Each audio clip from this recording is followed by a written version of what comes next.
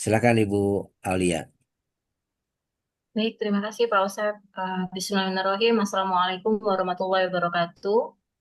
Salam Waalaikumsalam wabarakatuh. warahmatullahi Warahmatullahi wabarakatuh. Selamat siang Bapak Ibu.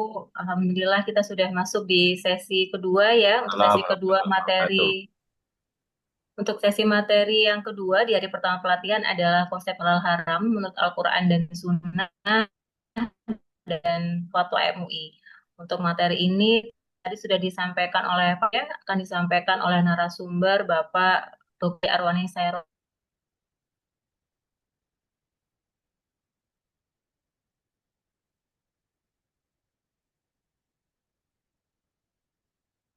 Suaranya hilang ya?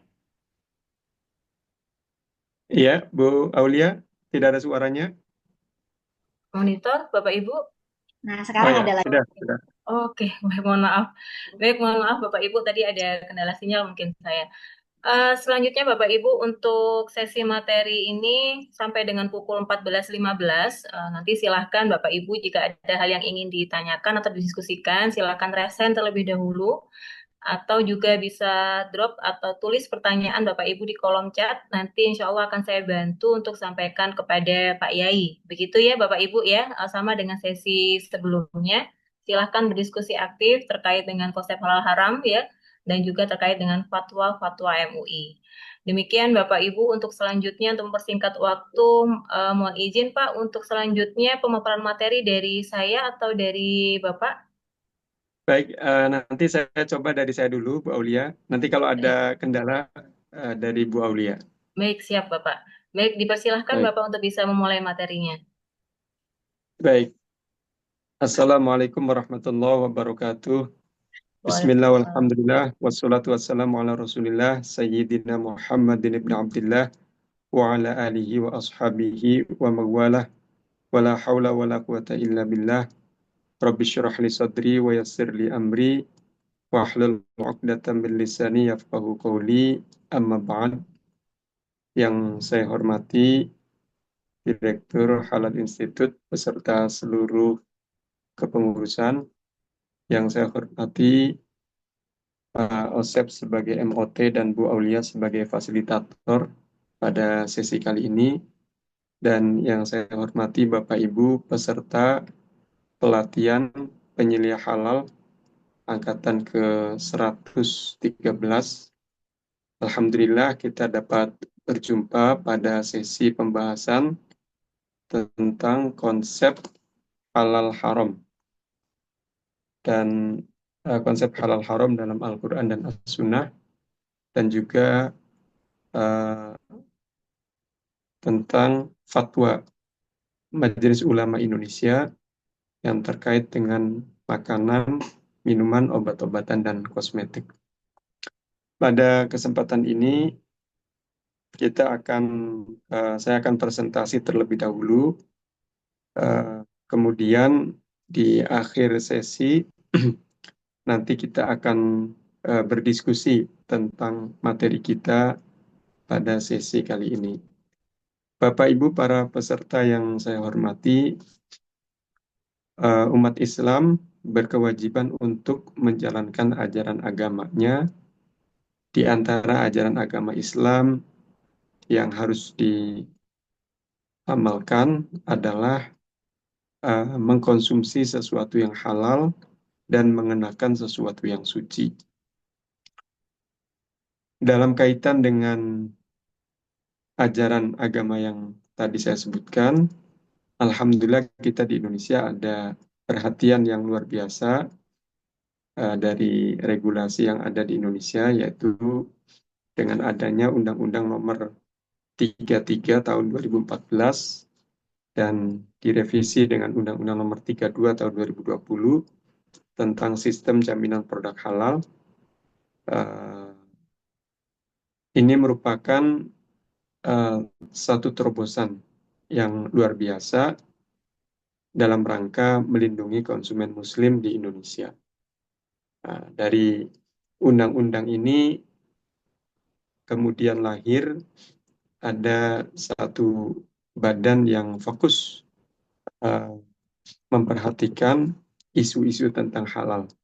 yaitu Badan Penyelenggara Jaminan Produk Halal atau BPJPH, yang dalam menjalankan tugasnya bersinergi dengan berbagai lembaga dan instansi terkait, di antaranya dengan Komisi Fatwa Majelis Ulama Indonesia, yang alhamdulillah saya bagian dari Komisi Fatwa MUI Pusat, kemudian juga dengan misalkan Badan Pengawas Obat dan Makanan atau BPOM. Nah, ini tentu dalam rangka mensukseskan misi besar pemerintah terkait dengan perlindungan terhadap konsumen muslim di Indonesia. Bapak Ibu para peserta yang saya hormati, berbicara tentang halal haram perlu kita kaitkan juga dengan maqasid syariah, tujuan syariat.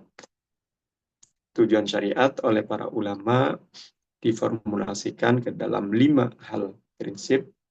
Yang pertama adalah hifdzuddin, melindungi agama. Yang kedua hifdzun nafas, melindungi nyawa. Yang ketiga hifdzul akal, melindungi akal. Yang keempat hifdzul mal, melindungi harta. Dan yang kelima hifdzun nasab, melindungi keturunan. 5 hal ini dianggap oleh para ulama sebagai tujuan syariat yang menjadi muara dari berbagai hukum fikih, hukum Islam, dan tentu harus menjadi perhatian oleh segenap kita umat Islam. Kaitan dengan hifdzuddin, misalkan hifdzuddin yang tentu yang dimaksud di sini adalah menjaga akidah yang kita yakini. Nah, orang yang memperhatikan aspek kehalalan dari apa yang dia konsumsi, mengenakan aspek kesucian dari apa yang dia kenakan, nah ini tentu dia menjaga ajaran agamanya, agama yang dia yakini, agama yang dia anut, dan keyakinan yang dia yakini. Nah, ini kaitan dengan hifdzuddin. Artinya, memperhatikan aspek kehalalan dan aspek kesucian dari apa yang dikonsumsi atau yang dikenakan, itu bagian dari hifdzuddin, menjaga agama. Kemudian, yang kedua, hifdzun nafas, menjaga nyawa. Tentu nyawa setiap orang ini hanya satu, tidak ada yang memiliki nyawa cadangan. Maka dari itu harus betul dijaga, jangan sampai nyawa ini sirna sia-sia. Nah, kaitannya dengan hifdzun nafas, menjaga nyawa, para ulama mengharamkan al-madarrat, segala sesuatu yang membahayakan. Haram dikonsumsi, haram dikerjakan atau dilakukan. Apapun yang membahayakan, terutama yang mengancam nyawa.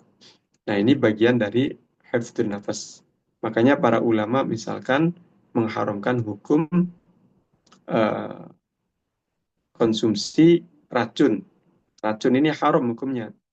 Itu karena bagian dari hifdzun nafas, menjaga nyawa.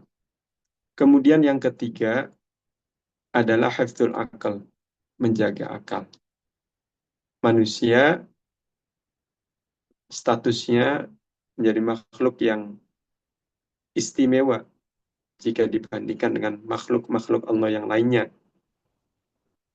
Keistimewaan manusia ini ada pada akalnya. Jadi dengan bekal akal yang ada pada diri manusia, dari siapapun yang lahir ke alam dunia, manusia ini sudah dibekali dengan akal. Nah, akal ini menjadi titik keistimewaan, dan akan dengan akal ini manusia bisa banyak melakukan terobosan, inovasi, temuan-temuan yang luar biasa, ini berbekal akalnya. Kemudian juga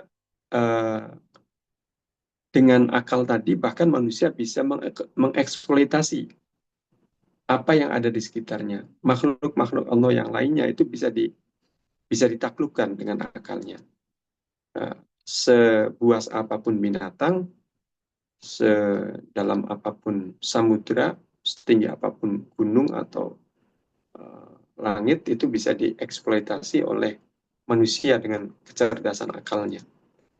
Nah, makanya ada ayat laqad khalaqnal insana fi ahsani taqwim. Manusia ini diciptakan dalam bentuk paling sempurna atau paripurna. Makanya kaitan dengan hifdzul akal, menjaga fungsi akal, ini sangat penting diperhatikan. Di antaranya para ulama mengharamkan al-muskirat, segala sesuatu yang memabukkan, baik itu benda cair ataupun benda padat. Benda cair, minuman-minuman yang memabukkan dengan berbagai jenis dan mereknya, kemudian benda padat seperti daun ganja, opium, kecubung, kemudian narkoba, itu semua diharamkan. Kaitannya adalah dengan hifdzul akal, menjaga fungsi akal. Jangan sampai akal yang dimiliki oleh setiap orang ini kemudian terganggu atau tidak berfungsi sama sekali. Itu bagian dari hifdzul akal, menjaga akal. Yang keempat adalah hifdzul mal, menjaga harta. Jadi tentu kuantitas harta yang dimiliki setiap orang itu berbeda-beda. Ada yang banyak, ada yang sedang, ada yang sedikit, ada yang berlimpah, ada yang mungkin kekurangan. Tapi dengan berbagai kondisi tadi, prinsip dari mentasarrufkan atau menggunakan harta itu adalah tawassut, pada posisi yang moderat. Artinya kalau dalam fikih itu tidak boleh israf dan taktir, tidak boleh boros dan pelit. Jadi mentasarrufkan harta itu ya harus sesuai dengan kebutuhan, tidak sesuai dengan keinginan. Jadi maksudnya begini, kalau kebutuhan berapapun angkanya diperjuangkan dan kita tasarrufkan. Tapi kalau keinginan kita pertimbangkan terlebih dahulu secara matang, kemudian kita tentukan apakah perlu kita tasarrufkan atau tidak perlu kita tasarrufkan. Nah, itu kaitan dengan hifdzul mal. Makanya dengan hifdzul mal ini bisa saja nanti ada orang mengkonsumsi sesuatu yang hukumnya itu halal, bahkan sesuatu tadi sudah berlabel halal misalkan, berubah menjadi haram karena ada unsur israf, menghambur-hamburkan harta. Nah, itu bisa terjadi. Misalkan orang biasa makan siang cukup dengan 1-2 porsi. Satu ketika dia makan siang sampai 13 porsi sekaligus dalam satu waktu. Nah, ini ada unsur israf dan bisa berubah hukumnya menjadi haram karena menghambur-hamburkan harta tadi. Nah, itu kaitan dengan hifdzul mal. Kemudian yang kelima, yang terakhir dari maqasid syariat, tujuan syariat adalah hifdzun nasab, menjaga keturunan. Jadi yang wajib memahami konsep halal haram dan mengamalkan dalam kehidupan keseharian bukan hanya diri kita saja, akan tetapi juga keluarga kita, istri, suami, anak, cucu kita, dan seterusnya. Itu juga harus memperhatikan aspek kehalalan dari apa yang dikonsumsi dan kesucian dari apa yang dikenakan. Nah, masih kaitan dengan hifdzun nasab, menjaga keturunan, itu juga ternyata karakter atau tabiat, watak seseorang itu baik buruknya bisa dipengaruhi oleh makanan yang dikonsumsi. Kanjeng Nabi Muhammad SAW satu ketika pernah bersabda bahwa apa yang kita konsumsi itu akan menjadi bagian dari darah yang mengalir dalam tubuh kita, dan itu akan mempengaruhi watak seseorang baik buruknya. Jadi baik buruknya watak seseorang itu akan dipengaruhi oleh apa yang dia konsumsi. Kalau yang dikonsumsi itu sesuatu yang halal, halalan thayyibah, maka berpotensi orang tadi mempunyai karakter atau watak yang baik. Tapi jika sebaliknya, apa yang dia konsumsi sesuatu yang haram dan seringnya adalah mengkonsumsi sesuatu yang haram, maka berpotensi menjadi orang yang karakternya itu buruk. Nah, ini masih kaitan dengan hifdzun nasab. Artinya, 5 hal ini yang dianggap oleh para ulama sebagai maqasid syariah, tujuan syariat Islam, itu harus betul-betul dijaga. Dan ini semuanya terkait dengan banyak aspek dari kehidupan kita. Baik, Bapak Ibu para peserta yang saya hormati, masih kaitan dengan kaidah maqasid syariah, di antaranya adalah bahwa hukum Islam memiliki maqasid syariah atau tujuan syariat, baik secara detail maupun secara global. Jadi contohnya seperti tujuan hukum wajib zakat atau misalkan zakat fitrah secara spesifik adalah untuk mensucikan jiwa dan harta. Jadi ada tujuannya, kenapa zakat itu wajib misalkan. Kemudian ada masih kaitan dengan kaidah maqasid syariah, ada hierarki kemaslahatan. Ada doruriyat primer, hajiyat sekunder, dan tahsiniyat tersier. Doruriyat primer ini artinya sesuatu yang harus dipenuhi, tidak boleh tidak terpenuhi. Kalau tidak terpenuhi, berakibat fatal. Kalau contoh dalam kehidupan keseharian, apa yang kita konsumsi, yang doruriyat primer ini, contohnya adalah karbo. Bentuknya bisa nasi, bisa ubi, bisa sagu, bisa gandum, dan jagung, dan yang lainnya. Nah, ini ketika konsumsi sehari-hari, harus ada unsur karbonnya. Nah, itu bagian dari ad-doruriyat atau hal primer. Kemudian level yang kedua adalah hajiyat sekunder. Hajiyat ini level kebutuhan, artinya sebaiknya dipenuhi. Kalau doruriyat harus dipenuhi, kalau hajiyat sebaiknya dipenuhi. Nah, kalau tidak dipenuhi, tentu tidak sefatal ketika doruriyat tidak terpenuhi. Tapi yang hajiyat ini kalau tidak dipenuhi ya menjadikan hidup tidak nyaman. Contohnya misalkan seperti apa? Seperti lauk pauk ketika kita makan sehari-hari. Ada daging, ada ikan, ada telur, ada tahu tempe, ada sayur, ada buah. Nah, itu bagian dari hajiyat atau sekunder. Artinya untuk memenuhi standar kesehatan, gizi kita, pokoknya standar gizinya, itu harus hajiyat ini sebaiknya dipenuhi. Kemudian level yang ketiga adalah tahsiniyat, tersier, pelengkap, hanya melengkapi saja. Artinya kalau tidak dipenuhi, ya tidak berakibat fatal, bahkan juga standar saja. Jadi kalau kita memberikan contoh dengan apa yang tadi misalkan yang kita konsumsi sehari-hari, yang tahsiniyat atau tersier ini contohnya adalah misalkan kerupuk, sambal ini, saus kecap, ada bawang goreng. Nah, ini semua adalah bagian dari tahsiniyat yang tersier. Artinya kalau terpenuhi maka makannya akan semakin lahap dan semakin nikmat. Kalau tidak terpenuhi ya tidak apa-apa, artinya standar saja. Nah, ini hierarki dari 3 hierarki kemaslahatan, tadi doruriyat primer, hajiyat sekunder, dan tahsiniyat tersier. Kemudian masih dalam koridor kaidah maqasid syariah, ada konsep maslahat mafsadat. Maslahat ini yang bermanfaat, mafsadat ini yang berbahaya.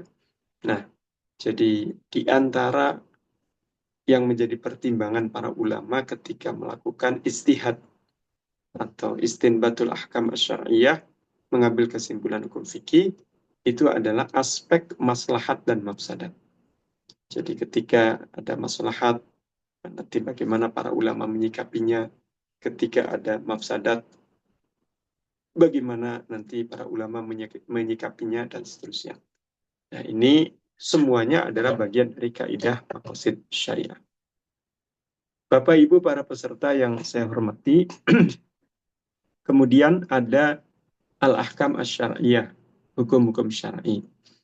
Ada 5, wajib, sunnah, haram, makruh, dan mubah. Saya kira ini para peserta sudah sangat memahami dan sangat hafal tentang hukum syar'i ini. Wajib adalah hal yang harus dikerjakan, tidak boleh ditinggalkan. Contohnya seperti berpuasa 1 bulan penuh di bulan suci Ramadan. Menahan lapar dahaga, tidak makan minum di waktu tertentu selama bulan suci Ramadan. Nah, ini hukumnya wajib. Artinya kalau ada orang meninggalkan sengaja, sadar dan tidak ada uzur syar'i, maka berdosa. Tidak melakukan puasa Ramadan hukumnya berdosa. Kemudian sunnah. Sunnah ini anjuran untuk mengerjakan. Bukan keharusan, tapi hanya sebatas anjuran. Contohnya seperti mengawali buka puasa dengan makanan atau dengan sesuatu yang rasanya manis. Nah, itu hukumnya sunnah. Makanya ketika bulan suci Ramadan tiba, yang namanya buah kurma itu sangat tenar sekali, sangat familiar, banyak dicari oleh orang-orang. Tujuannya untuk takjil, untuk mengawali buka puasa. Nah, itu karena ada kesunahan. Jadi yang rasanya manis. Tidak harus buah kurma, pokoknya apapun. Ada minum sirup misalkan, atau ada kolak pisang, kolak lambu, dan seterusnya. Nah, itu mengawali buka puasa dengan yang rasanya manis, hukumnya sunnah. Artinya hanya sebatas anjuran.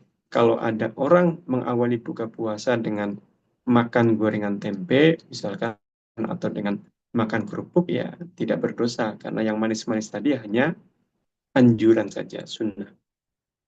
Kemudian haram. Haram ini kebalikannya wajib, Bapak Ibu.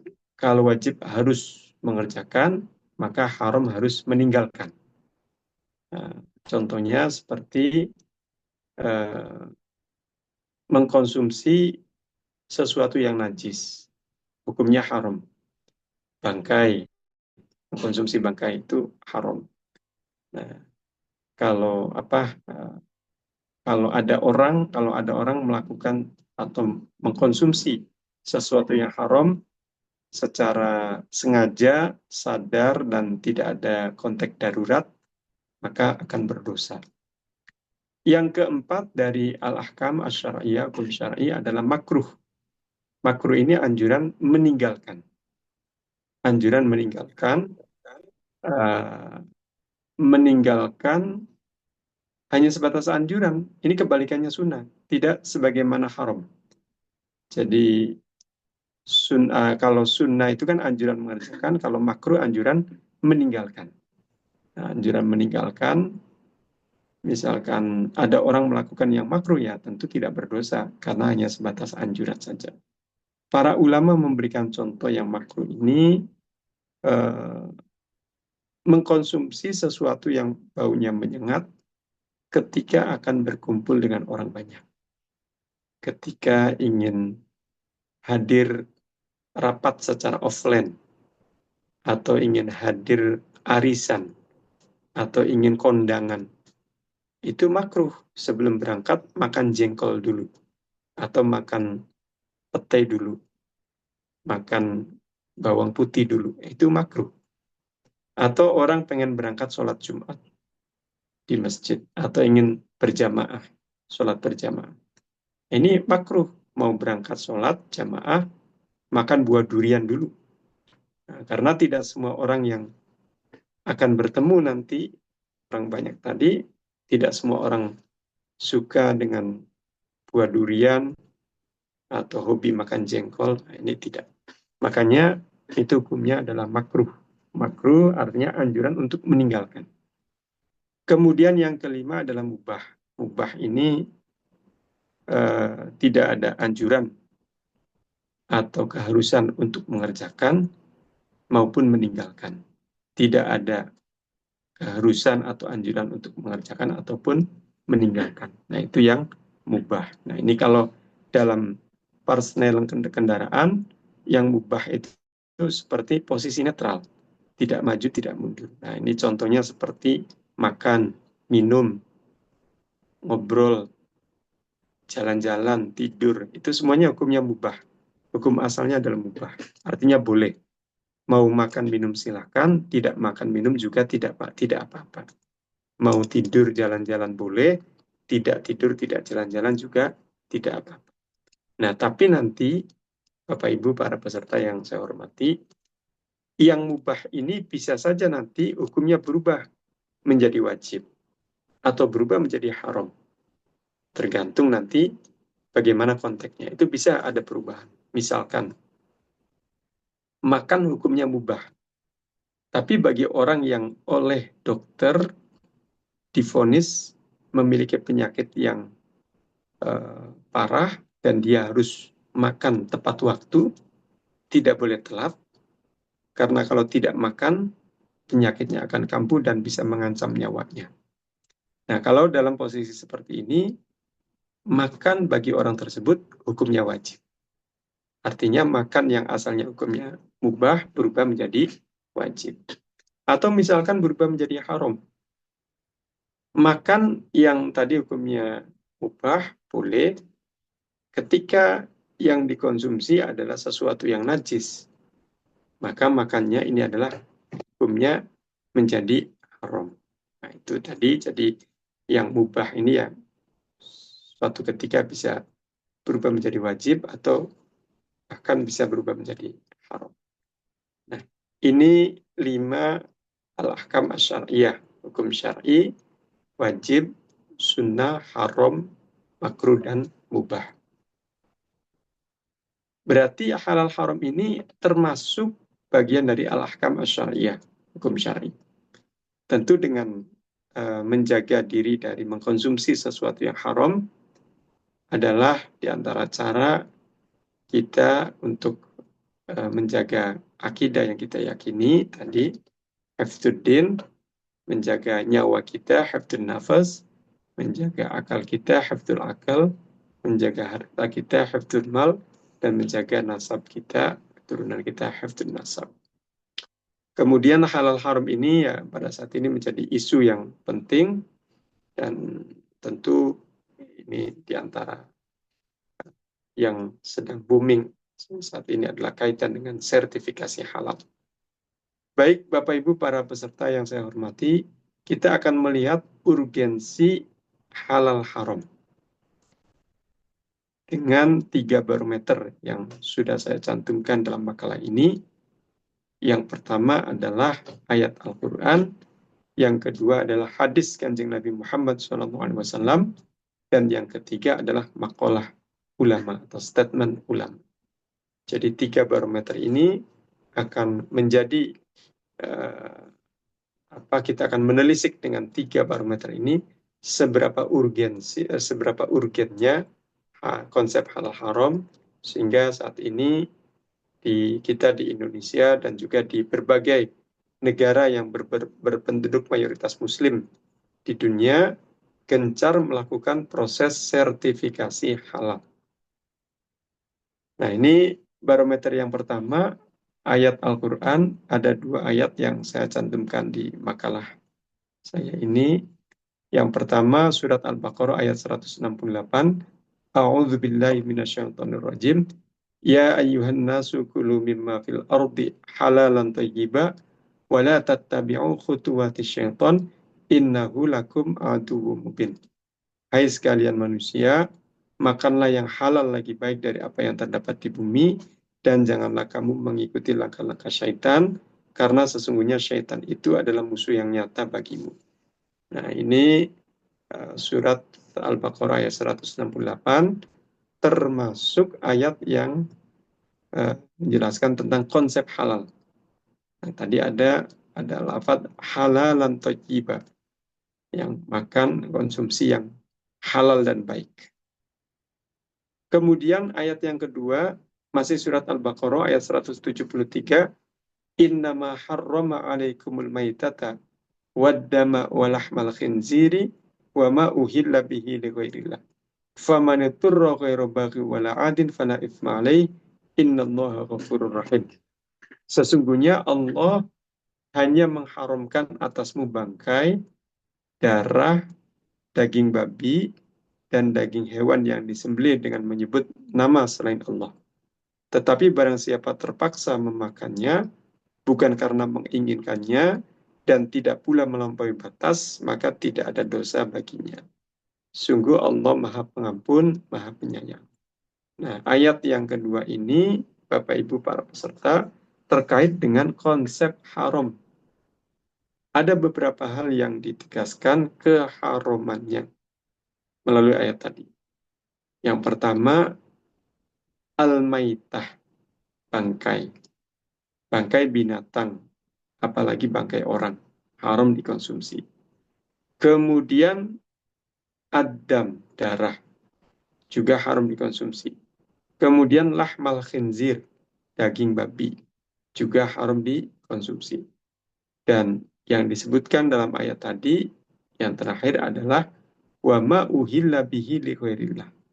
Sesuatu yang sebenarnya halal dagingnya, akan tetapi tidak melalui proses penyembelihan secara syar'i. Ketika menyembelih, tidak menyebut asma Allah, tapi menyebut asma selain Allah. Nah, ini berakibat dagingnya haram dikonsumsi. Nah, ini beberapa hal yang ditegaskan hukum haramnya melalui ayat 173 surat Al-Baqarah tadi. Nah, tapi selain dari ayat ini juga ada beberapa hal yang ditegaskan hukum haramnya melalui ayat-ayat yang lain, baik melalui Al-Quran ataupun melalui As-Sunnah atau Al-Hadis. Jadi ini hanya beberapa contoh yang diharumkan ya, melalui ayat tadi. Baik Bapak Ibu para peserta, berikutnya ada barometer yang kedua adalah Sunnah Nabawiyah.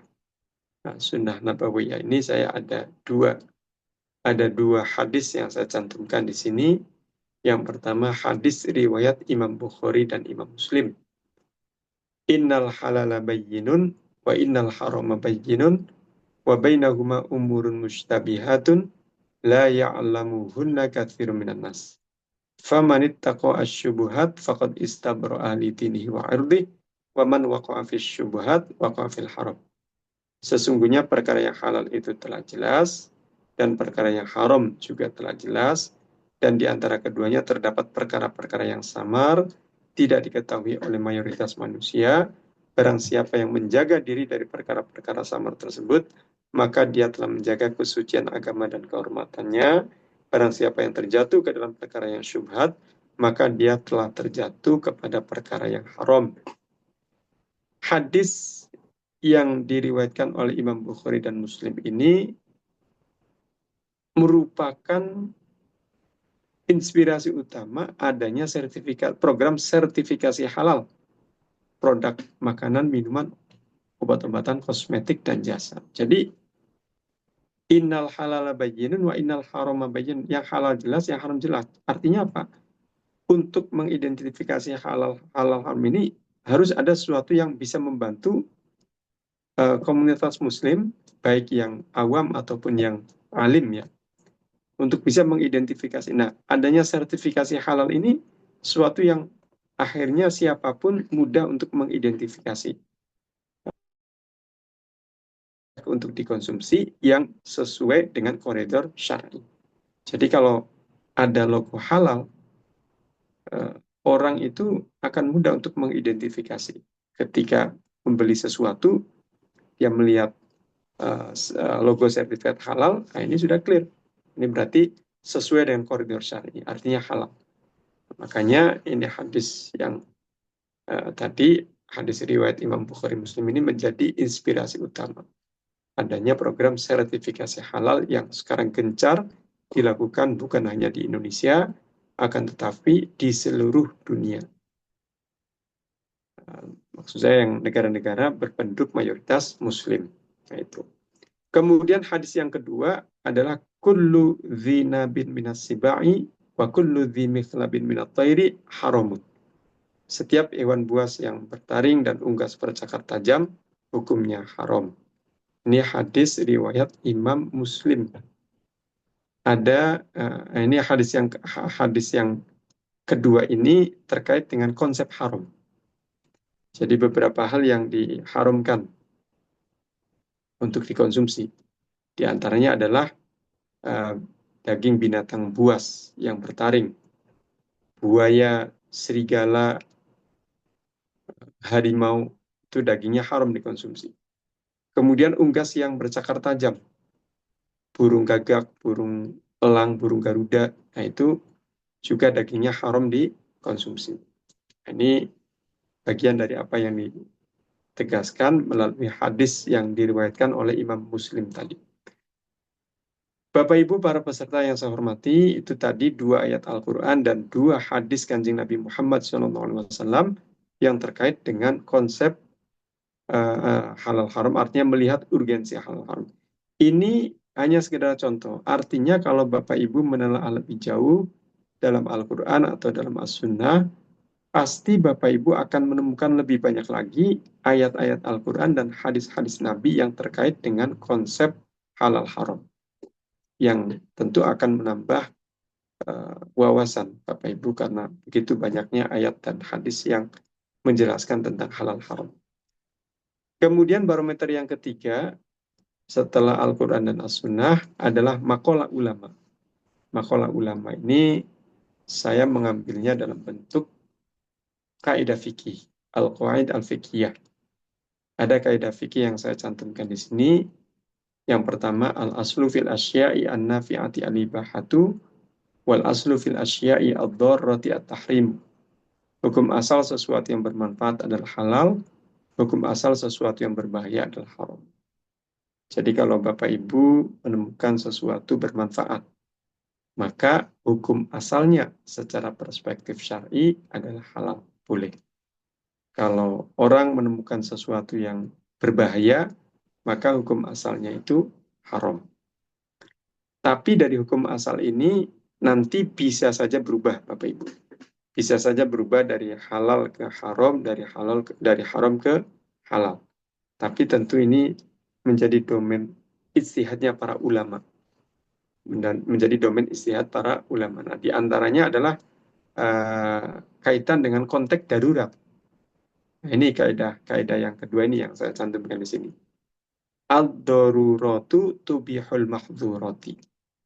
Keadaan darurat membolehkan kita untuk mengkonsumsi atau melakukan sesuatu yang dilarang, sesuatu yang diharamkan. Nah, ini konteksnya konteks darurat. Jadi, kalau dalam konteks normal diharamkan, dalam konteks darurat bisa saja diperbolehkan. Misalkan, ada orang lagi makan, saking lahapnya sampai tersedak. Nah, tersedak ini jangankan menelan, bernafas pun tidak bisa. Kalau tidak segera diselesaikan tersedaknya, ini bisa lewat, berbahaya, bisa mengancam nyawanya, karena tidak bisa bernafas. Dalam hitungan menit bisa almarhum, almarhumah. Ini. Nah, makanya harus segera diselesaikan dengan cara minum air. Nah, kalau misalkan ketika tersedak tadi, kemudian tidak ditemukan air yang halal di sekelilingnya, adanya air yang haram. Nah, karena kondisinya kondisi darurat, nyawa yang terancam, ya sudah, tidak apa-apa dia mengkonsumsi air yang diharamkan tadi dalam rangka menghilangkan tersedaknya. Tapi tentu disesuaikan dengan tingkat kedaruratannya. Artinya hal yang diperbolehkan, yang dihalalkan karena kondisi darurat, ya hanya boleh sesuai dengan tingkat kedaruratannya. Jadi hanya untuk menghilangkan tersedaknya saja, ya sudah, selesai itu ya kembali haram dikonsumsi. Kemudian kaidah yang ketiga, idza istamal halal wal haramu ghulibal haram. Jika perkara halal dan perkara haram berkumpul, maka yang dimenangkan adalah perkara yang haram. Nah, ini maksudnya apa? Nah, kita lihat contohnya. Misalkan ada orang punya potongan daging ayam hasil sembelihan secara syar'i. Nah, rencananya mau dimasak, kemudian dimakan. Mau dikonsumsi. Potongan daging ayam hasil sembelihan secara syar'i. Pada saat yang sama, Misalkan ada orang yang punya orang tadi itu pada saat yang sama punya potongan daging ayam bangkai. Tujuannya bukan untuk dikonsumsi, tapi untuk pakan ternak atau untuk pupuk kandang. Jadi punya dua potongan daging ayam, satu hasil sembelihan syar'i untuk dimasak dan dimakan, satu bangkai untuk dijadikan pakan ternak atau jadikan pupuk kandang misalkan. Nah, sebelum diproses, ternyata tercampur. Dua potongan daging ayam tadi tercampur. Nah, tercampur, kemudian tragisnya ini pemiliknya tidak mampu membedakan mana potongan daging ayam yang hasil sembelihan syar'i, mana potongan daging ayam yang bangkai tadi. Nah, dalam kondisi seperti ini, dia tidak mampu membedakan, maka berlakulah kaidah fikih tadi, idza stama'al halal wal haramu ghulibal haram. Jika berkumpul perkara yang halal dan perkara yang haram dalam satu waktu, maka yang dimenangkan adalah perkara yang haram. Maka hukum potongan daging ayam tadi semuanya haram dikonsumsi. Karena tadi bercampur antara yang halal dan haram, pemiliknya tidak mampu untuk membedakan, ya sudah, semuanya hukumnya menjadi haram. Nah, ini 3 kaidah fikih yang merupakan makalah ulama, statement ulama terkait dengan konsep halal haram. Sama seperti ayat dan hadis tadi, sejatinya ini masih banyak Bapak Ibu, para peserta, kaidah-kaidah fikih, statement ulama yang terkait dengan konsep halal haram. Nah, ini yang 3 kaidah ini hanya sekedar contoh saja. Baik Bapak Ibu para peserta yang saya hormati, berikutnya ada istilah makanan yang halal dan thayyibah, halal dan baik. Jadi yang halal dan thayyibah ini, kalau halal itu berarti jenis makanan yang boleh dikonsumsi, tidak diharamkan. Istilah thayyib berarti jenis makanan yang bisa dinikmati, memberi manfaat karena memenuhi standar kesehatan, gizinya, proteinnya, higienisnya, dan seterusnya. Kemudian tidak madharat bagi kesehatan fisik dan psikis, serta diperoleh dengan cara yang halal dan elegan. Ada ayat Al-Quran yang lain yang di situ menegaskan halal thayyib, di antaranya adalah surat Al-Maidah ayat 88. Wa kulu mimma razaqakumullahu halalan thayyiba wattaqullaha alladzi antum bihi mu'minun. Dan makanlah dari apa yang telah diberikan Allah kepadamu sebagai rezeki yang halal dan baik, dan bertakwalah kepada Allah yang kamu beriman kepadanya. Jadi ada makanan yang statusnya ketika dikonsumsi halalan thayyiba, halal dan baik. Ada yang statusnya halalan ghairu thayyib, halal tapi tidak baik. Nah, ini contohnya nih, contoh. Ada orang makan kue. Kuenya ini didapat dengan cara yang elegan. Membuat sendiri atau membeli dari satu tempat, satu toko, atau diberi dari orang lain. Kemudian kondisi kuenya ini masih layak dikonsumsi. Masih layak. Kemudian orang tadi mengkonsumsinya. Nah, ini ketika mengkonsumsi dengan kondisi yang seperti tadi, maka statusnya adalah halal dan thayyib, halal dan baik. Nah, contoh yang halal ghairu thayyib, halal tapi tidak baik. Orang makan kue, kondisi kuenya ini sudah agak basi. Sudah agak basi, kemudian dimakan.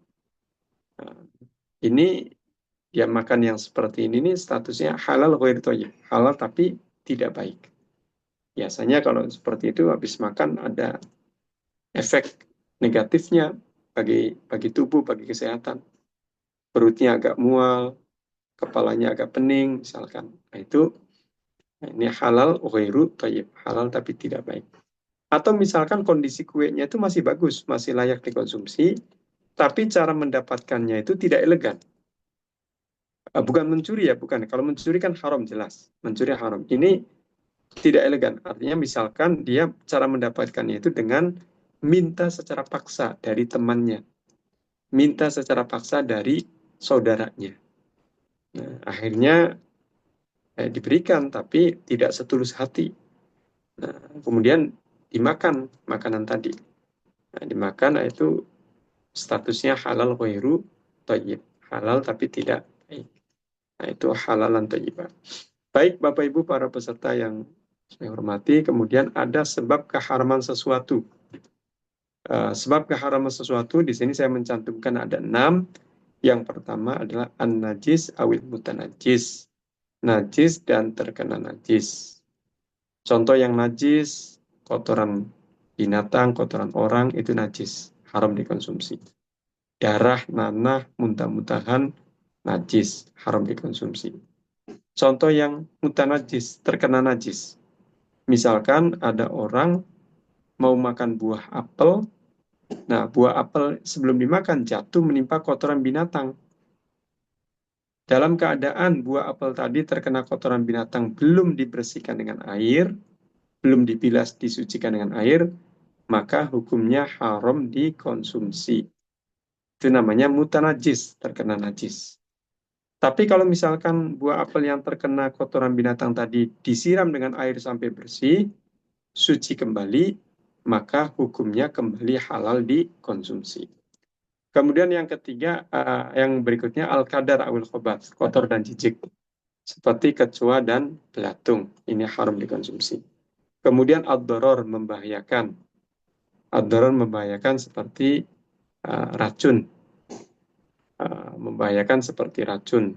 Ini juga haram dikonsumsi. Kemudian al-iskar, berikutnya yang keempat al-iskar, memabukkan. Seperti khamr, minuman yang memabukkan, apapun merek dan jenisnya. Kemudian benda cair dan benda padat tentu ya. Benda padat seperti berupa pil atau dedaunan yang memabukkan, nah itu hukumnya haram dikonsumsi. Kemudian al-muftarisah, yang kelima, binatang buas. Binatang buas ini dagingnya haram dikonsumsi. Buaya, serigala, elang, burung gagak, ya, ini dagingnya haram dikonsumsi. Kemudian yang kelima, al-barmaiyah, binatang amfibi, seperti katak dan sesilia, dagingnya haram dikonsumsi. Nanti yang menentukan seekor binatang itu kategorinya amfibi atau bukan, adalah pakar binatang, bukan pakar fikih, bukan pakar syariah. Jadi kalau kata pakar binatang, menentukan bahwa binatang A, binatang B, kategorinya amfibi. Maka secara hukum fikih, otomatis diterapkan hukum haram karena amfibi tadi. Tapi kalau kata pakar binatang bahwa binatang C, binatang D bukan kategori amfibi, walaupun sekilas keluar masuk darat dan air, tapi oleh pakar binatang bukan dianggap amfibi. Maka secara fikih pun tidak serta-merta diterapkan hukum haram sebagai binatang amfibi tadi. Jadi kaitan dengan amfibi al-barmaiyah ya tentu tadi ada penentuan dari pakar binatang. Baik, itu tadi sebab-sebab keharaman sesuatu. Tentu di luar 6 tadi bisa jadi ada lebih, ada tambahan dari sumber-sumber yang lain. Tadi yang saya rangkum dari ayat Al-Quran, dari hadis Kanjeng Nabi Muhammad SAW, dari penjelasan para ulama. Kemudian ada istilah suci najis. Nah, ini juga perlu dikupas Bapak Ibu, walaupun sekilas dalam sesi ini. Suci najis ini sangat terkait dengan halal haram. Suci adalah keadaan tidak terkena najis dan atau tidak sedang berhadas, baik kecil ataupun besar. Kemudian najis adalah sesuatu yang kotor, yang mencegah keabsahan ibadah dan kehalalan sesuatu. Nah, kalau suci najis ini ya tentu sebenarnya lebih identik dengan apa yang digunakan atau dipakai. Kalau halal haram identik dengan apa yang dikonsumsi. Nah, yang erat terkait dengan pembahasan kita tentang halal haram ini adalah najis ini. Nah, makanya saya jelaskan di sini macamnya najis. Najis ada 3 macam, sesuai dengan apa yang dijelaskan oleh para ulama.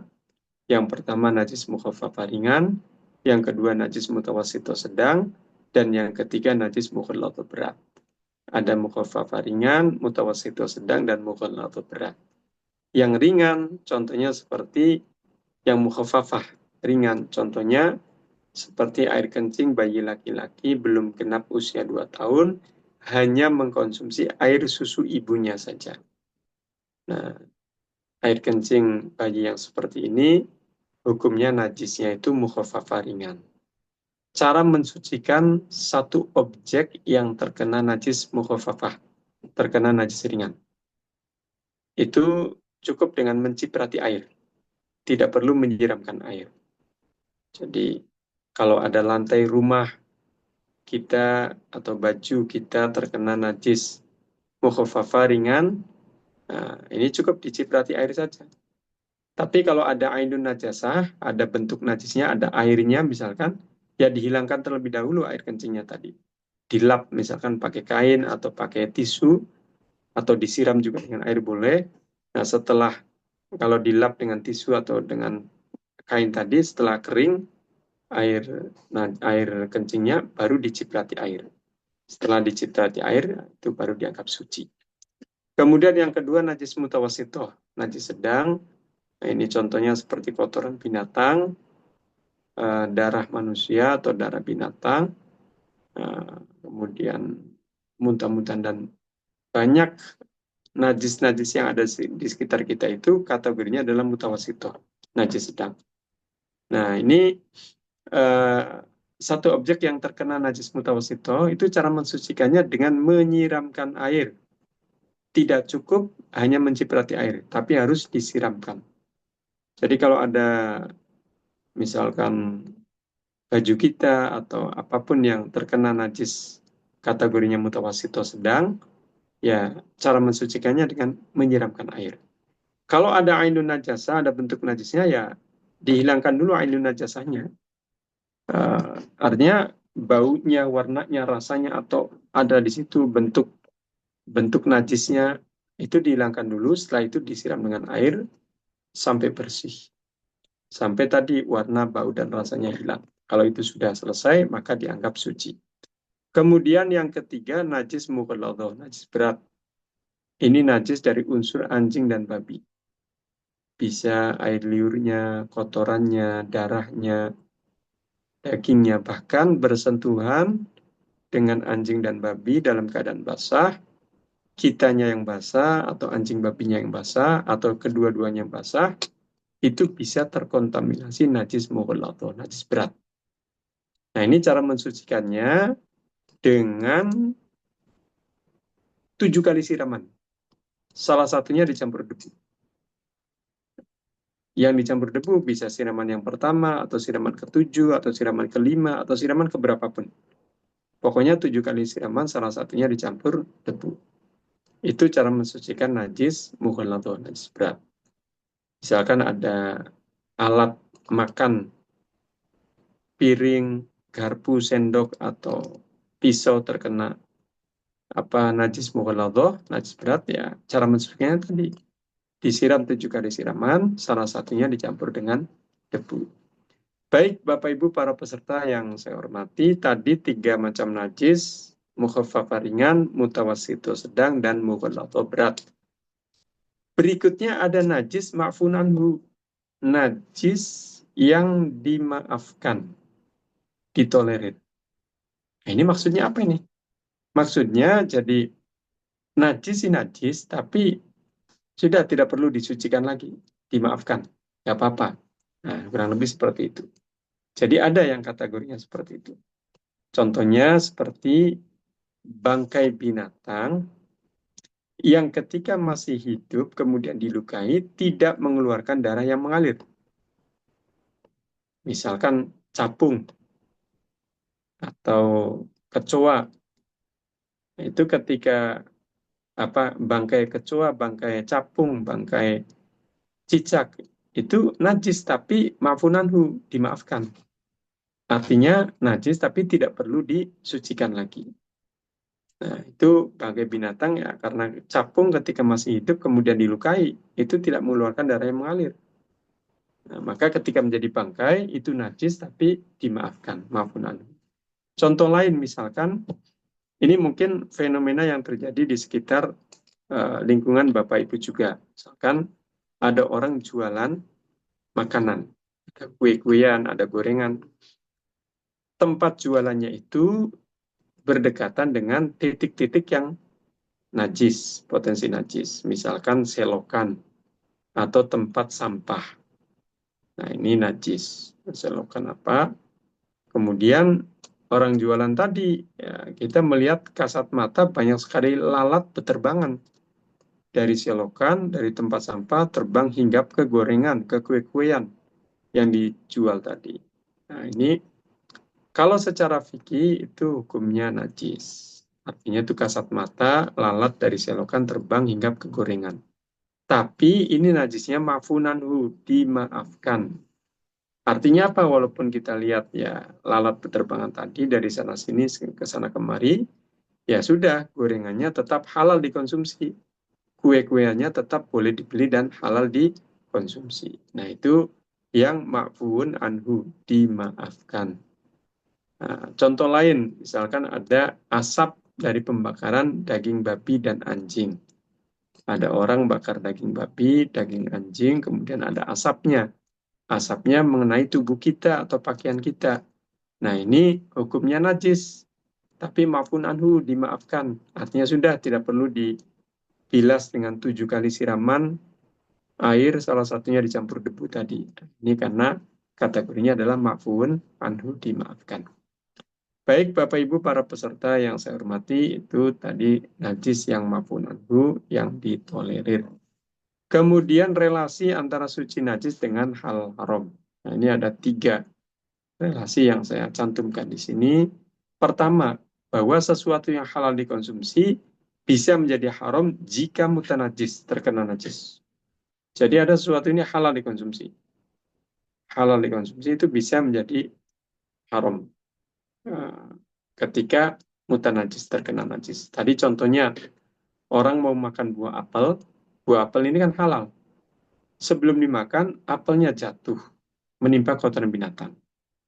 Nah, jatuh menimpa kotoran binatang, dalam keadaan terkena kotoran binatang belum disucikan dengan air, dibilas dengan air, maka buah apel tadi haram dikonsumsi. Tapi kalau setelah itu disiram, dibilas dengan air, bersih lagi, suci lagi, maka kembali halal dikonsumsi. Kemudian yang kedua, sesuatu yang suci tidak otomatis halal dikonsumsi.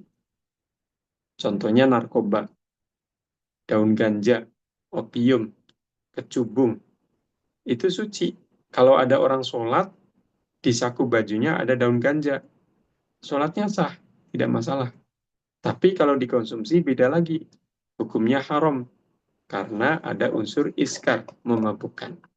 Jadi sesuatu yang suci tidak otomatis halal dikonsumsi. Kemudian yang ketiga, halal haram identik dengan konsumsi. Suci najis identik dengan penggunaan, pemakaian. Tapi yang namanya sertifikat halal mencakup apa yang dikonsumsi, juga apa yang digunakan. Jadi sertifikat halal ini bukan hanya yang dikonsumsi saja. Yang digunakan pun ada yang disertifikat halal. Contohnya misalkan lemari es, freezer. Bapak Ibu para peserta sering melihat di toko-toko atau di berbagai tempat ada freezer yang berlogo sertifikat halal. Nah, padahal kan freezer bukan untuk dimakan. Tidak ada orang yang kalau makan siang dia motong-motong freezer kemudian makannya dengan menu freezer tadi. Nah, ini freezer digunakan. Ini maksudnya apa? Freezer lemari es ini kan digunakan, tapi perlu di label halal, dibeli sertifikat halal. Kenapa? Karena menurut pakar elektronik bahwa ada komponen di dalam freezer atau lemari es ini yang salah satu komponen pendinginnya itu bisa terbuat dari unsur babi, bisa juga terbuat dari unsur selain babi. Nah, kalau freezer, lemari es, kulkas ini komponen pendinginnya dari unsur babi, ini akibatnya fatal. Nanti makanan kue-kuean, sayuran, buah-buahan yang ada di dalam freezer tadi akan terkontaminasi najis, dan najisnya najis mukhallad atau najis berat, akan riskan untuk disucikan. Nah, makanya freezer yang komponen pendinginnya ini dari unsur babi tidak bisa diberi sertifikat halal. Tapi yang komponen pendinginnya ini tidak dari unsur babi, itu diberi sertifikat halal. Itu maksudnya tadi, supaya tidak mengkontaminasi najis apa-apa yang ada di dalam freezer, kulkas, atau lemari es tadi. Nah, itu jadi digunakan tapi ada logo halalnya. Misalkan lagi nih, contoh misalkan kuas. Kuas ini kan untuk ngecat dinding, pintu, daun pintu, jendela. Nah, itu kuas. Tapi orang-orang juga banyak menggunakan kuas untuk mengoles selai atau margarin atau keju ke martabak, kue pukis, brownies, roti, dan seterusnya. Nah, menggunakan kuas tadi. Nah, kuas ini ada yang terbuat dari bulu babi, ada yang terbuat dari selain bulu babi. Nah, kalau kuasnya terbuat dari bulu babi, otomatis ini akan berakibat fatal jika digunakan untuk mengoles tadi margarin atau madu atau keju ke martabak atau kue pukis dan seterusnya. Nah, ini nanti akan terkontaminasi najis, dan najisnya itu mukhallad atau najis berat. Najis yang berat ini kan akan riskan untuk mensucikannya. 7 kali siraman, salah satunya dicampur dengan debu. Nah, itu jadi sertifikat halal mencakup apa yang dikonsumsi dan juga apa yang digunakan. Baik Bapak Ibu para peserta, kemudian pembahasan terakhir pada presentasi kali ini adalah tentang fatwa. Jadi fatwa hukum fikih, fatwa itu adalah ketetapan hukum fikih yang dikeluarkan oleh ulama, baik secara individu maupun kolektif. Jadi fatwa bisa dikeluarkan oleh orang per orang, ulama seorang per orang, kiai fulan, ajengan fulan, tuan guru fulan, nah ini boleh mengeluarkan fatwa. Atau lembaga, Komisi Fatwa Majelis Ulama Indonesia mengeluarkan fatwa, lembaga Basul Masail, pengurus besar Nahdlatul Ulama mengeluarkan fatwa, Majelis Tarjih Muhammadiyah mengeluarkan fatwa, dan seterusnya, dan seterusnya. Itu juga boleh. Begitu juga mustafti, orang yang meminta fatwa. Pihak yang meminta fatwa, fatwa itu kan jawaban atas permintaannya, permintaan penjelasan status hukum. Nah, yang mustafsirnya, yang meminta fatwanya juga bisa orang perorangan, bisa lembaga. Nah, tapi nanti kaitannya dengan fatwa produk halal, kalau tadi fatwa secara umum, fatwa tentang hukum warisan, fatwa tentang nafkah keluarga, misalkan fatwa tentang pernikahan, fatwa tentang hubungan kekerabatan, ada bagaimana tentang perwalian dalam akad nikah, misalkan nanti ada fatwa-fatwa ulama di situ. Nah, tadi bisa orang per orang yang memfatwakan atau bisa lembaga yang memfatwakan. Tapi kalau fatwa produk halal itu hanya lembaga yang boleh mengeluarkan fatwa produk halal. Fatwa produk halal ini fatwa yang menjadi pijakan acuan BPJPH untuk mengeluarkan sertifikat halal. Jadi yang mengeluarkan fatwa produk halal hanya 2 lembaga, yaitu Komisi Fatwa Majelis Ulama Indonesia dan Komite Fatwa BPJPH. Ada 2. Selain itu tidak berwenang mengeluarkan fatwa produk halal. Jadi BPJPH sebelum mengeluarkan sertifikat halal itu di antara tahapannya adalah ada yang namanya fatwa produk halal. Dan ini dilakukan oleh Komisi Fatwa Majelis Ulama Indonesia untuk skema reguler dan Komite Fatwa BPJPH untuk skema self-declare. Nah, itu. Kemudian dalil fatwa hukum fikih, tadi ada ayat Al-Quran sebagai rujukan utama, kemudian hadis Kanjeng Nabi Muhammad SAW sebagai rujukan kedua, kemudian ada ijma, kesepakatan ulama, ada kias, analog proses analog hukum, kemudian dalil dari syar'i yang lainnya. Ada maslahah mursalah, ada istihsan, ada istiqra, dan seterusnya. Nah, ini fatwa, dalil-dalil fatwa hukum fikih. Jadi nanti para ulama ketika berfatwa itu menyandarkan atau memperkuat fatwanya itu dengan dalil-dalil tadi. Kemudian kita akan melihat beberapa fatwa Komisi Fatwa MUI yang terkait dengan makanan, minuman, obat-obatan, dan kosmetik. Ini contoh-contohnya Bapak Ibu. Yang pertama ada fatwa tentang penyembelihan hewan. Ini fatwa nomor 12 tahun 2009. Ringkasnya begini. Ringkasnya bahwa penyembelihan dilaksanakan dengan niat menyembelih dan menyebut asma Allah. Penyembelihan dilakukan dengan mengalirkan darah melalui pemotongan saluran makanan al-mari, saluran pernapasan al-hulqum, dan 2 pembuluh darah al-wadajain. 3 hal ini harus terpotong ketika proses penyembelihan, dan 3-tiganya ada di leher binatang. Kemudian penyembelihan dilakukan dengan 1 kali sayatan secara cepat. Kemudian memastikan adanya aliran darah dan atau gerakan hewan sebagai tanda hidupnya hewan atau hayatun mustaqirrah. Kemudian memastikan matinya hewan disebabkan oleh penyembelihan tadi. Nah, ini proses yang harus dilakukan ketika menyembelih seekor binatang. Jadi ketika disayat, kemudian darah mengalir deras atau ada gerakan, itu biarkan sampai nanti terdiam. Nah, maksudnya ini adalah kita memastikan bahwa binatang tadi itu matinya itu karena sembelihan. Nah, kalau demikian maka dagingnya halal dikonsumsi. Artinya binatang tadi matinya itu karena sembelihan secara syar'i. Karena nanti bisa saja Bapak Ibu para peserta terjadi gagal penyembelihan syar'i. Jadi awalnya betul dia membaca basmalah, menyebut asma Allah. Kemudian dia juga memotong 3 hal tadi, al-mari saluran makanan, al-hulqum saluran pernapasan, dan al-wadajain 2 pembuluh darah. Nah, kemudian dia sayat secara cepat betul, tapi setelah disayat darah baru mengalir, langsung dia masukkan ke air mendidih. Misalkan seekor ayam yang disembelihnya, setelah disayat langsung dia masukkan ke air mendidih, tujuannya untuk cepat proses pencabutan bulu. Nah, ini Bapak Ibu para peserta yang saya hormati, ini akibatnya fatal.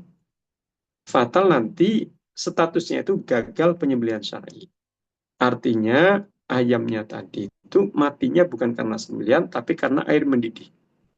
Nah, kalau seperti ini ya statusnya bangkai, haram dagingnya dikonsumsi. Makanya setelah disayat, darah mengalir deras, biarkan kelepek-kelepek dulu. Kelepek-kelepek gitu ya, biarkan sampai terdiam. Nah, ini mati, menunjukkan matinya itu karena apa? Karena sembelihan tadi. Kemudian standar alatnya. Alat penyembelihannya itu adalah sesuatu yang tajam, apapun. Kayu, misalkan pohon bambu ada kulitnya itu tajam, bisa digunakan untuk alat penyembelihan syar'i. Kemudian pisau, misalkan kaca, boleh. Selain kuku, gigi, taring, dan tulang. Nah, itu tidak boleh. Kuku, gigi, taring, dan tulang tidak boleh untuk dijadikan alat penyembelihan. Kemudian yang menyembelihnya harus beragama Islam dan sudah akil baligh dan memahami tata cara penyembelihan secara syar'i. Baik, kemudian fatwa berikutnya Bapak Ibu, contoh fatwa adalah fatwa tentang alkohol. Ini fatwa nomor 11 tahun 2009. Banyak sekali orang yang rancu dalam memahami al-khamru dengan alkohol. Al-khamru dengan alkohol. Padahal ini 2 hal yang berbeda. Al-khamru, khamr adalah minuman yang memabukkan, terbuat dari apapun. Dari perasan buah anggur atau dari yang lainnya. Kalau itu minuman yang memabukkan, maka itu namanya al-khamru. Nah, kalau itu hukumnya najis dan haram. Hukumnya najis dan haram. Nah, kalau alkohol, sesuai dengan fatwa MUI ini, alkohol terbagi menjadi 2. Ada alkohol yang hasil samping industri khamr. Hukumnya najis dan haram dikonsumsi. Maksudnya adalah alkohol yang diproduksi oleh satu perusahaan atau pabrik yang memproduksi minuman yang memabukkan, pada saat yang sama juga memproduksi alkohol untuk diperjualbelikan. Nah, ini alkohol hasil samping industri khamr, hukumnya najis dan haram dikonsumsi. Kemudian yang kedua, alkohol bukan hasil samping industri khamr. Ini hukumnya suci dan untuk dikonsumsi ada batasannya, maksimal dalam makanan 0,5%, maksimal dalam minuman kurang dari 0,5%. Nah, alkohol yang bukan hasil samping industri khamr ini adalah alkohol yang didapat misalkan secara fermentasi alami dari buah-buahan atau sumber yang lainnya secara alami, atau misalkan dari pabrik perusahaan yang memproduksi minuman yang yang tidak memproduksi minuman yang memabukkan, tapi hanya memproduksi alkohol untuk keperluan medis misalkan atau keperluan industri. Nah, alkohol jenis kedua ini, alkohol bukan hasil samping industri khamr, hukumnya suci.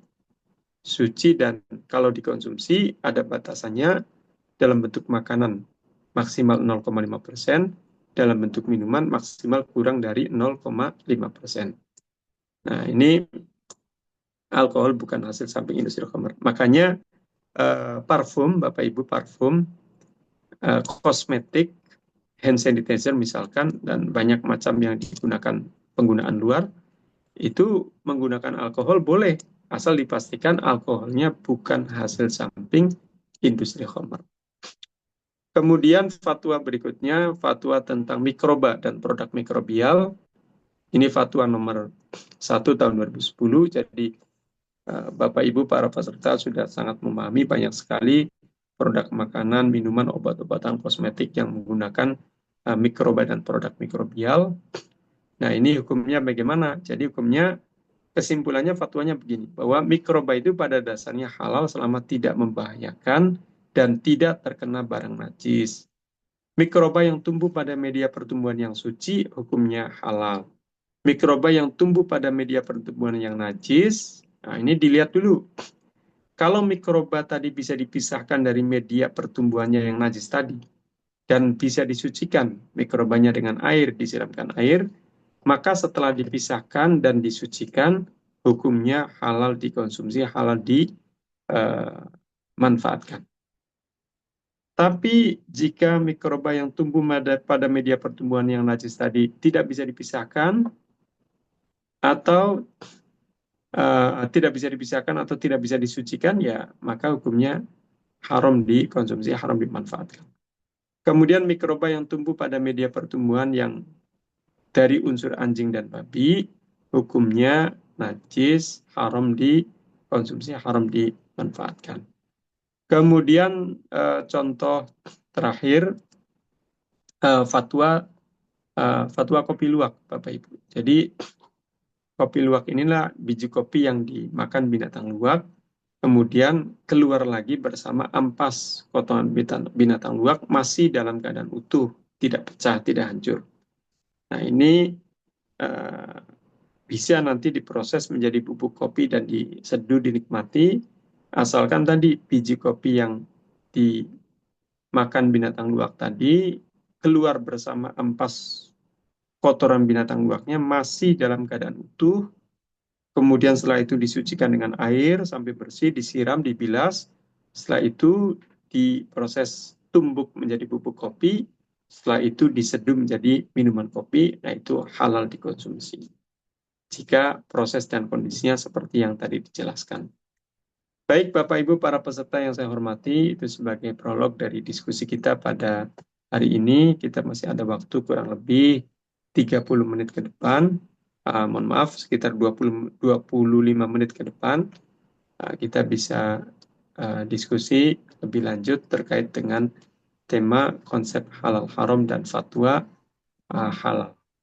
Baik, saya kembalikan waktunya kepada Ibu Aulia sebagai fasilitator dan moderator pada sesi kali ini.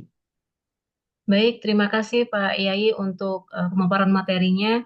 Di sini sudah ada beberapa pertanyaan di kolom chat, Bapak Ibu. Saya izin ya, karena sudah banyak yang di kolom chat, saya izin mendahulukan untuk pertanyaan di kolom chat. Nanti akan saya lanjut dengan pertanyaan langsung melalui resen.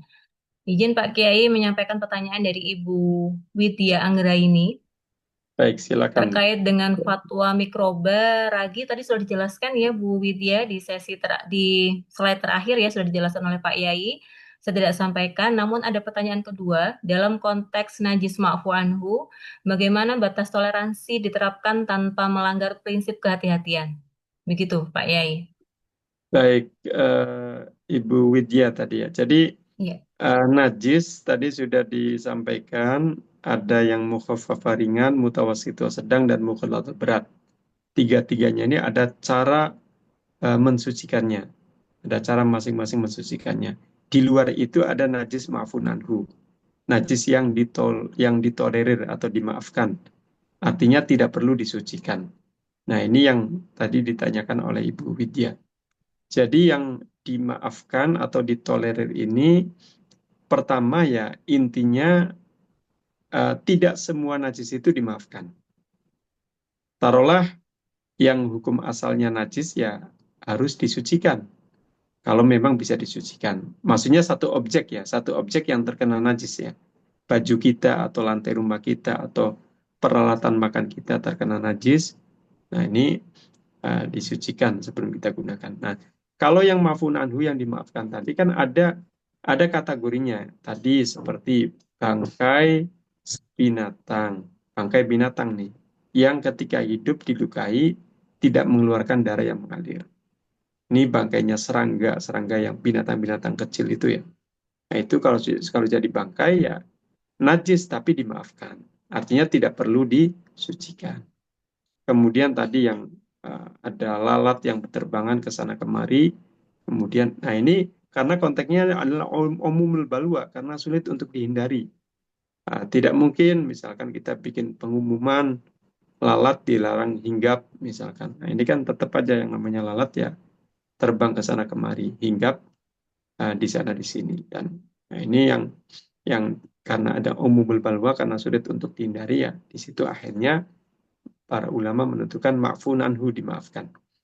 Nah, intinya ya tidak boleh serampangan, tidak boleh kegampangan. Hanya tadi hal-hal yang kaitan dengan yang ma'fun anhu itu yang sudah dijelaskan tadi. Jadi kalau kita terkena najis ya apapun yang harus kita sucikan. Harus kita sucikan, dan mensucikannya itu yang pertama ya dengan air. Dengan air sampai bersih sesuai dengan tata cara pensuciannya tadi. Iya. Itu jawabannya Bu Widya. Baik, terima kasih untuk jawabannya. Semoga terjawab atas pertanyaannya Ibu Widya ya. Selanjutnya ada pertanyaan dari Pak Ahmad Ridwan. Izin bertanya Pak Kiai, misalkan di dalam satu ruangan freezer room, di dalamnya ada daging babi. Apakah semua barang yang ada di dalam freezer tersebut sifatnya menjadi barang haram? Begitu.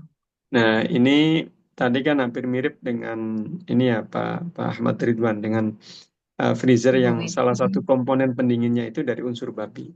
Nah, sekarang yang ditanyakan di dalam freezernya itu ada daging babi. Nah, kalau freezer itu kan cair, air ya, air, dan itu bisa mengkontaminasi najis apa-apa yang ada di sekitarnya. Kalau di dalamnya itu ada sesuatu yang najis, apalagi daging babi di situ, kemudian ada daging-daging yang lain, ada makanan-makanan yang lain, ada buah-buahan, misalkan sayuran. Nah, kalau memang di situ ada daging babi, ya semuanya akan terkontaminasi najis. Dan najisnya itu najis mughalladhah, najis berat. Najis berat ini paling riskan untuk pensuciannya. Artinya tidak simpel. 7 kali siraman, salah satunya dicampur debu, dan seterusnya. Nah, kalau di freezernya ada daging babi, kemudian ada daging-daging lain yang halal, ada buah-buahan, ada sayuran, nah ini tentu akan menjadikan yang lainnya itu terkontaminasi najis, dan najisnya itu najis mukhal atau najis berat. Ya, itu jawabannya Pak Ahmad Ridwan. Baik, terima kasih. Untuk selanjutnya saya persilakan yang sudah resen, Pak Sugeng Endarsiwi. Dipersilakan Pak on mic.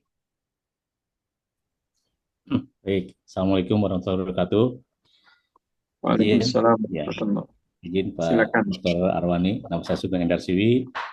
Saya silakan Pak Sugeng. bergerak di bidang industri percetakan. Jadi Baik, ada pertanyaan yang saya hendak ungkapkan, yaitu mengenai bahan cetak, baik itu plastik dan kertas, baik, digunakan untuk kemasan makanan dan untuk mencetak dokumen-dokumen seperti dokumen keagamaan termasuk cetak Al-Quran. Apakah dalam hal baik. ini plastik atau kertas itu harus bersertifikasi halal? Mohon dijelaskan Pak Dokter konsep dalam hal haram ini. Terima kasih. Baik, Pak Suhendal tadi ya, Pak Sugeng yang Endar Siwi, Pak. oh, Pak Pak Sugeng, Sugeng. mohon maaf. Iya. Pak Sugeng, mohon maaf ya. Pak Sugeng tadi terkait di bidang percetakan.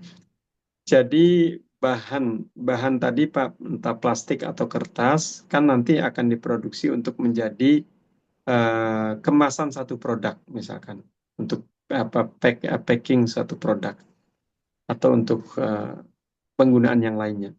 Nah, ini tentu harus suci. Kalau secara fikihnya itu harus suci. Harus suci karena apa? Karena nanti akan digunakan untuk kemasan makanan atau kemasan minuman misalkan. Nah, adapun nanti terkait dengan apakah plastik dan kertas yang digunakan oleh bahan baku dari produknya Pak Sugeng tadi harus sudah bersertifikat halal atau tidak. Nah, ini nanti ada ini Pak, ada narasumber yang terkait dengan teknis Pak. Narasumber tema setelah saya mungkin ya nanti yang kaitan dengan apa saja produk apa saja yang harus bersertifikat halal. Yang jelas kalau bahan-bahan baku yang digunakan oleh produk Bapak Ibu itu dari pihak ketiga, nanti ya tentu ada yang harus sudah bersertifikat halal dari pihak ketiganya itu. Nah, tapi nanti apa saja bentuknya yang harus sudah bersertifikat halal, nanti ada penjelasan dari narasumber yang terkait Pak Sugeng. Jadi silakan nanti bisa ditanya lagi terkait ini. Tapi yang jelas terkait fikihnya itu harus suci, Pak. Harus suci, plastiknya, kertasnya itu tidak terkontaminasi najis. Karena nanti akan digunakan untuk kemasan makanan, minuman, dan hal-hal lain yang terkait dengan yang disertifikat halal. Ya, itu jawabannya Pak Sugeng.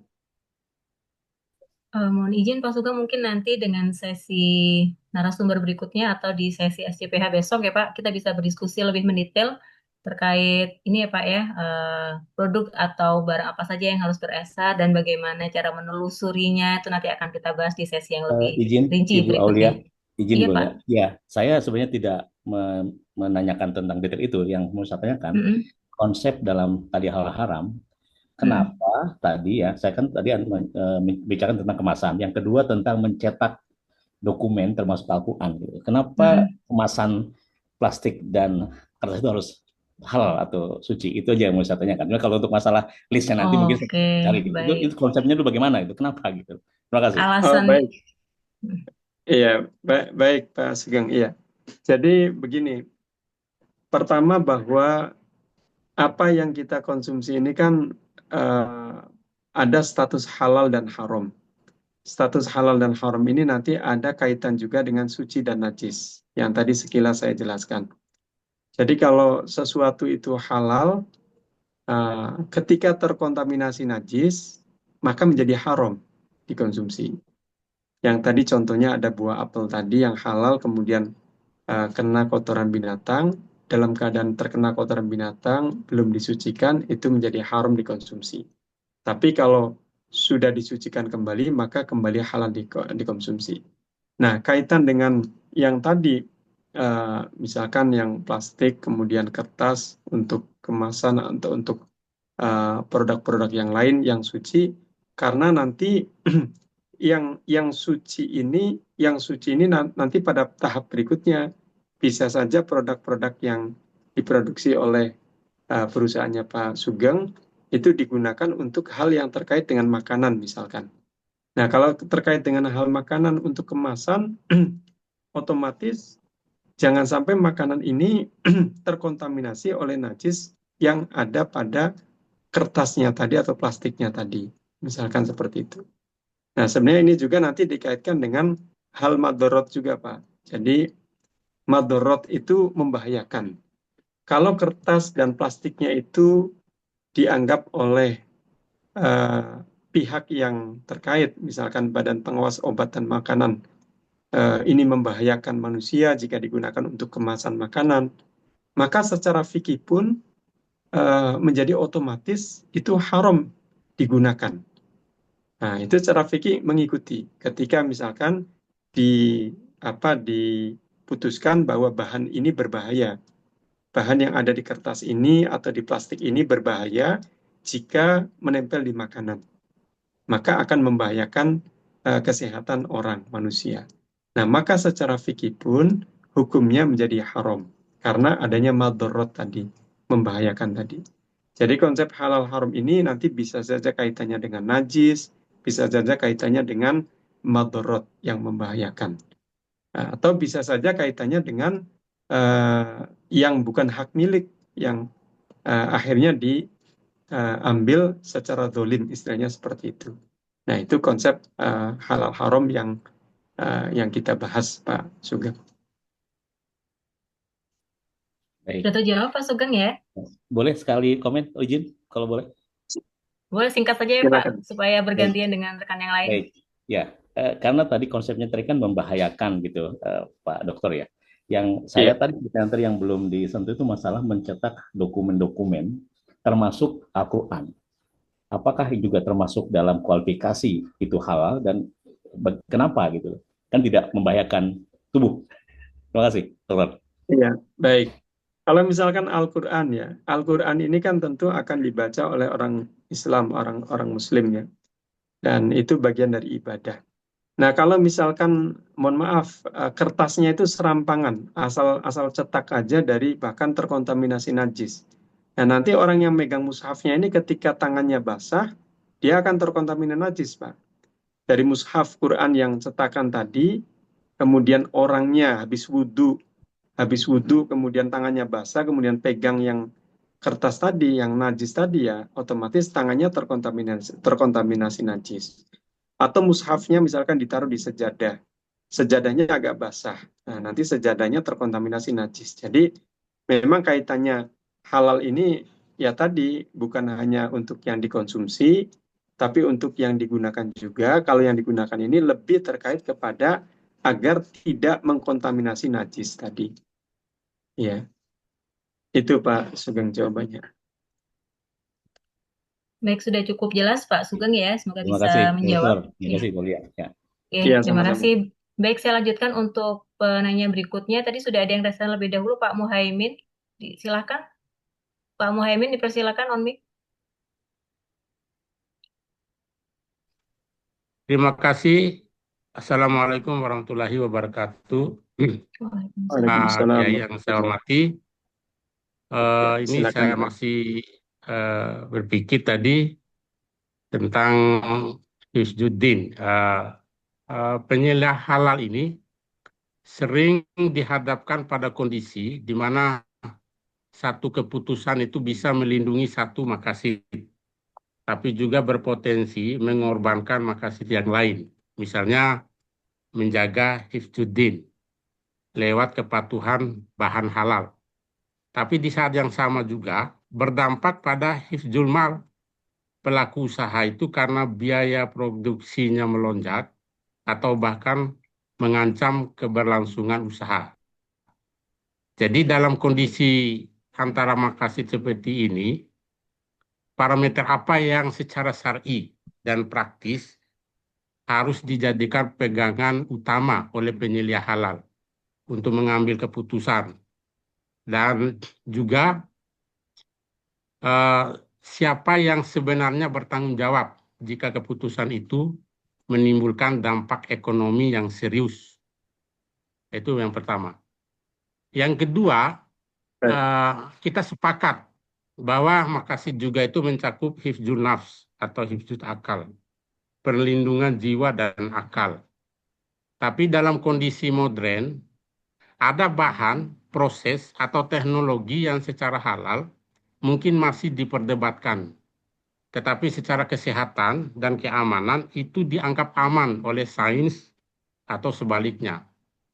Jadi, Pak Nyai, sampai sejauh mana penyelia halal itu boleh menggunakan pendekatan makasih tadi untuk memberi toleransi atau kelonggaran dalam penilaian halal tanpa dianggap melanggar prinsip syariat itu sendiri, dan di mana batas tegas antara istihad makasidi dan pelanggaran standar halal. Nah, demikian.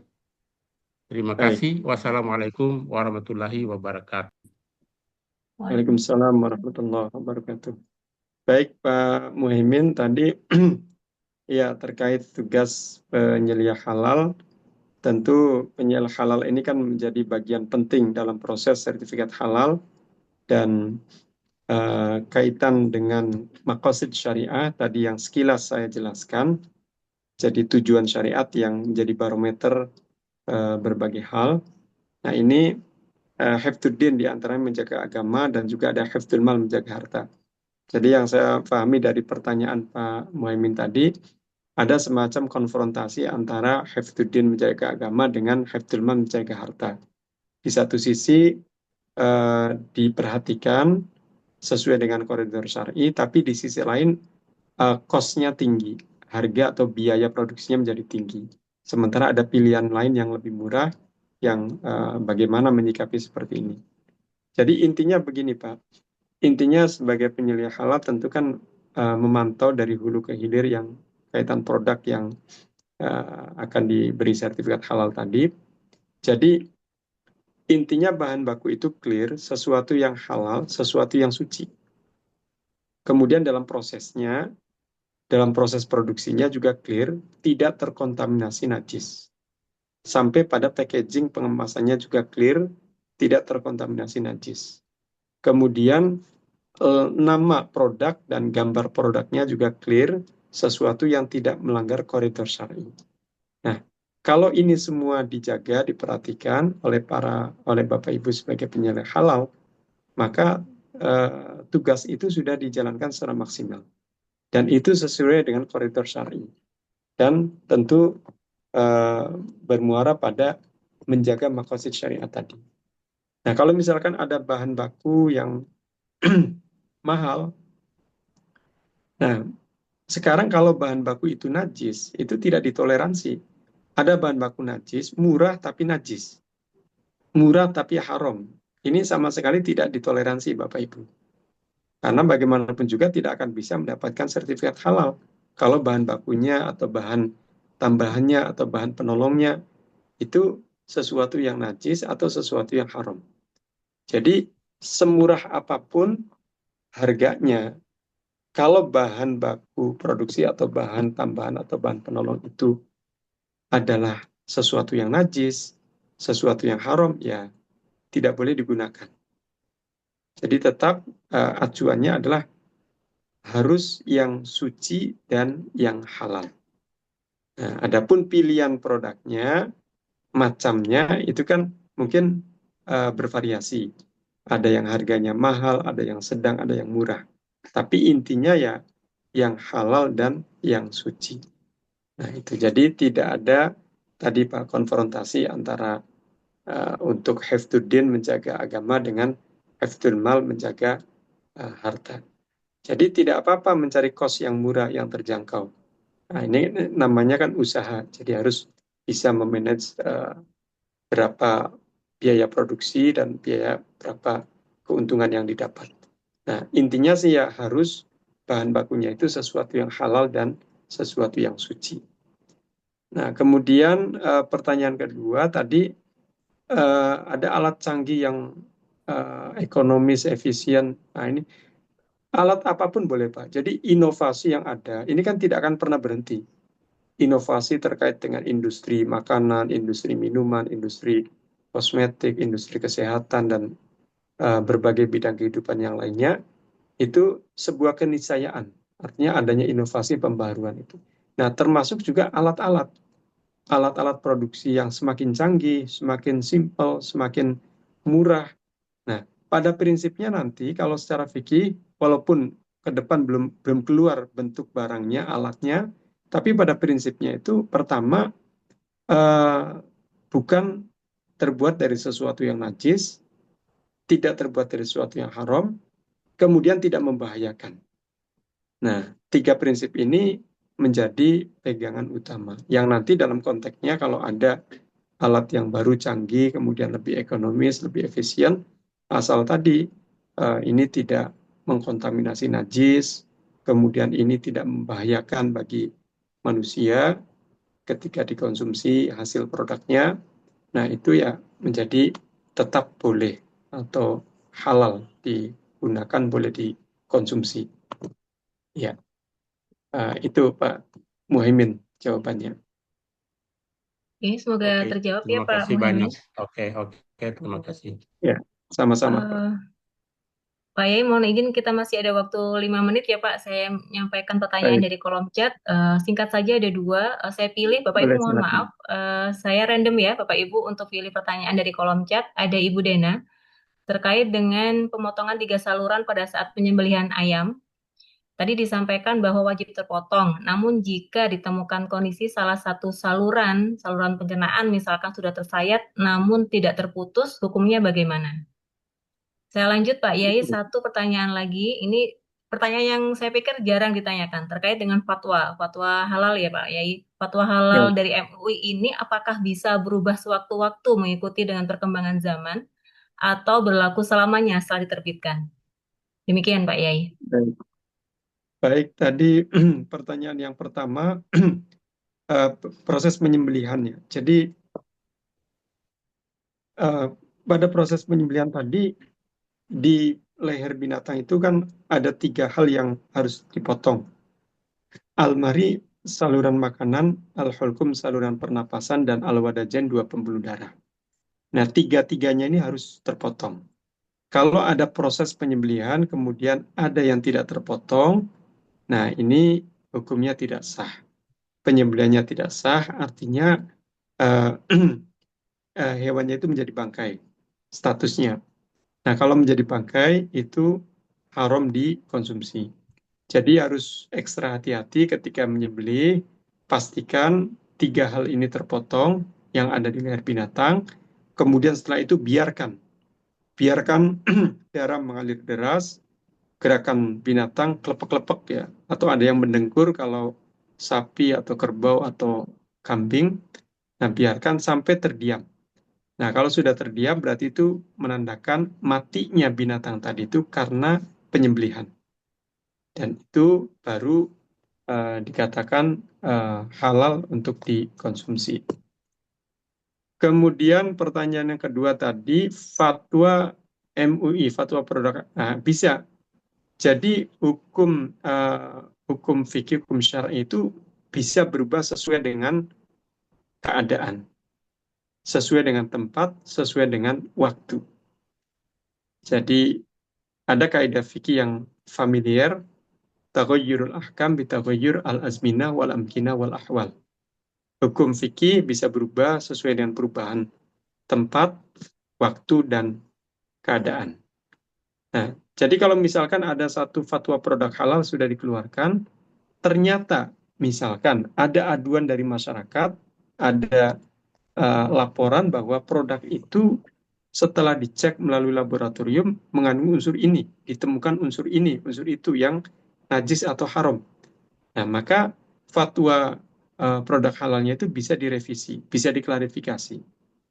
Saya kira ada beberapa contoh yang sudah beredar, kemudian ada aduan, nah itu bisa direvisi, bisa diklarifikasi. Tapi asal laporan aduan itu bisa dipertanggungjawabkan.